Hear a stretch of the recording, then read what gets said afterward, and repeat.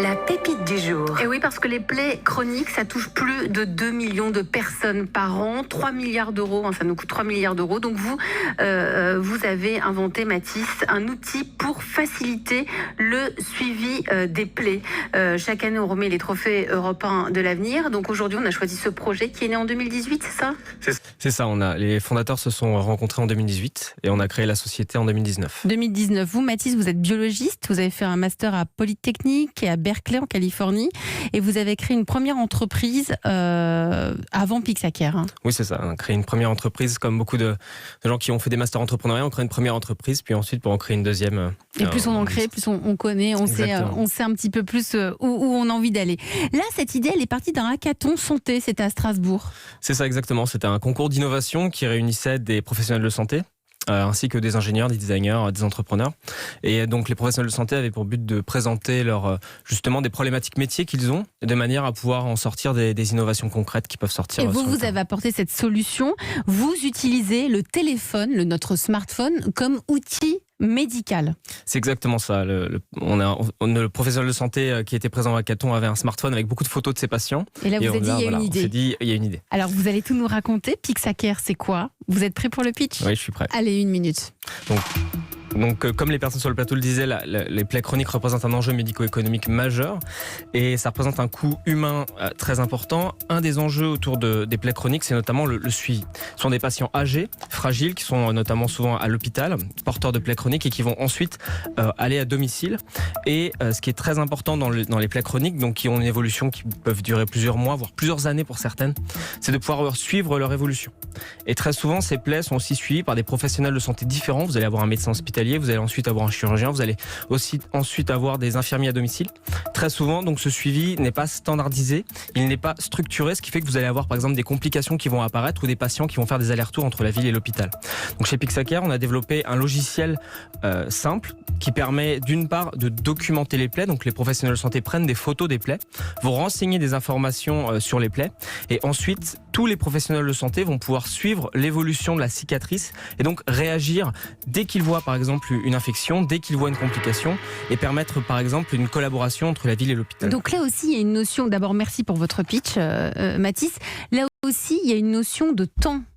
Tout à fait. Qui entre en jeu, c'est-à-dire qu'il y a un suivi quasiment, j'allais dire en temps réel, non, mais en continu. C'est pas, on n'attend pas 1 mois ou 3 semaines pour avoir le prochain rendez-vous et constater l'évolution de la plaie. Grâce à vos photos. Exactement. Et à l'intelligence artificielle. C'est ça. Donc concrètement, le professionnel de santé, il doit documenter les plaies. Il doit faire ce travail-là.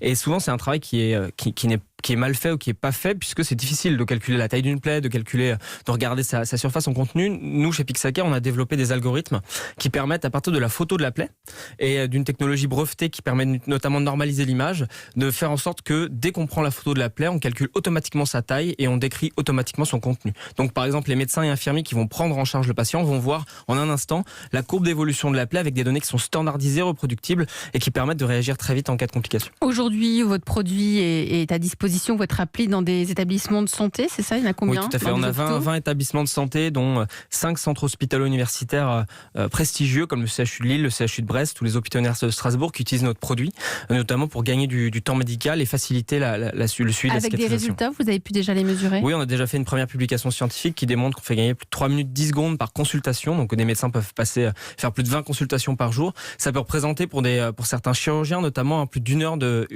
gain de temps par jour.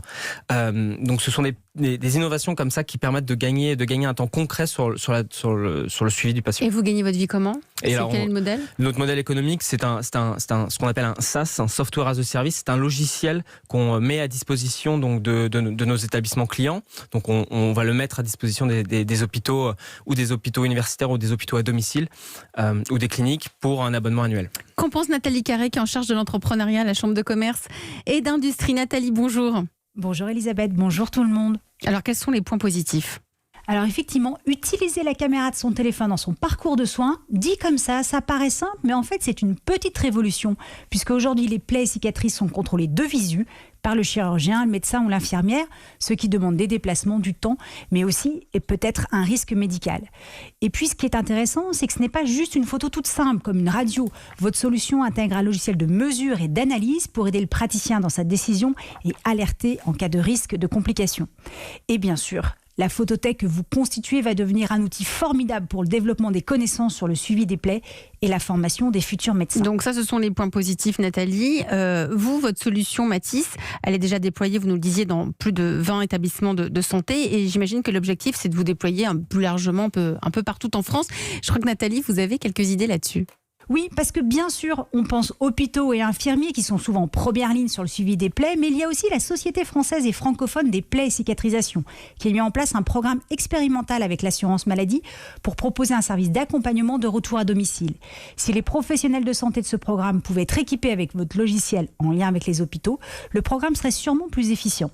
Il y a également des prestataires de santé spécialisés dans le suivi des plaies, comme Pansacare ou le réseau Suivi Plaies, qui peuvent être des relais pour votre solution. Bien sûr, les patients eux-mêmes, vous y réfléchissez. À partir du moment où les soins quotidiens sont terminés, ils pourraient se photographier chaque jour, ajouter leur niveau de douleur, par exemple, sur l'application, et l'infirmière recevrait l'information. Et si une alerte lui était signalée, elle pourrait alors programmer une visite chez le patient. Tous ces gains d'efficacité pourraient contribuer aux économies de l'assurance maladie, mais aussi rassurer le patient.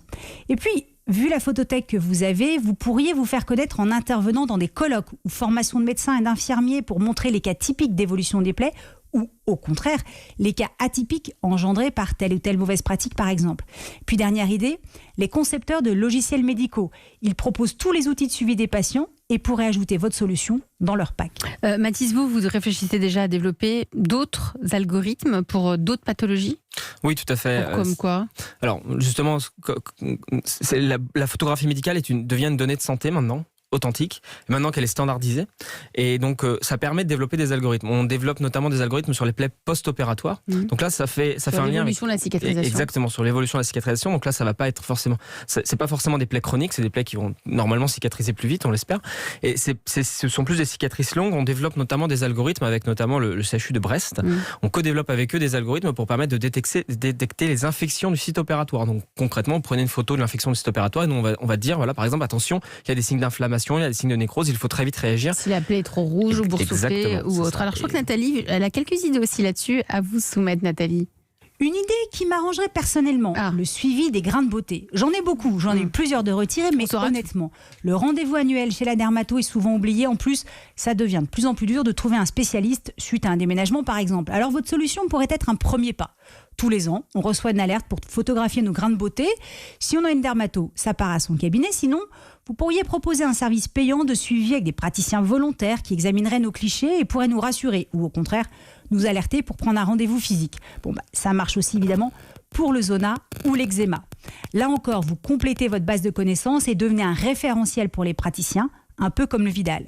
Et petit à petit, Pixacare deviendra l'œil numérique des professionnels de santé qui sécurise et facilite le suivi des pathologies visuelles. Merci Nathalie Carré pour vos précieux conseils. Mathis, une réaction, vous pouvez les réécouter, mais voilà, tout ça c'est dans vos idées, j'imagine. Il y a énormément, évidemment, beaucoup d'idées.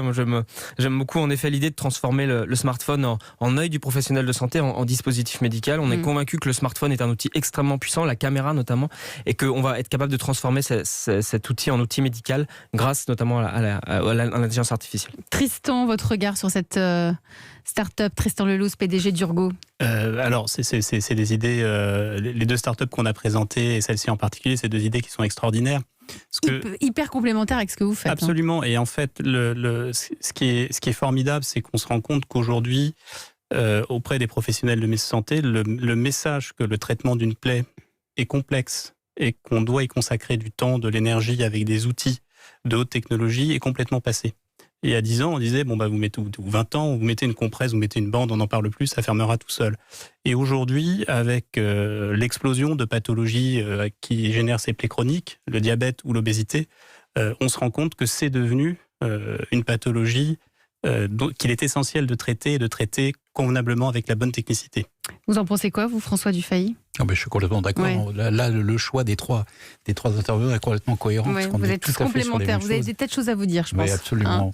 En tout cas, si vous aussi vous avez envie de nous envoyer votre projet d'entreprise, si vous avez envie de venir pitcher ici à la France Bouge, Nathalie Carrès, que vous pouvez nous rappeler l'adresse.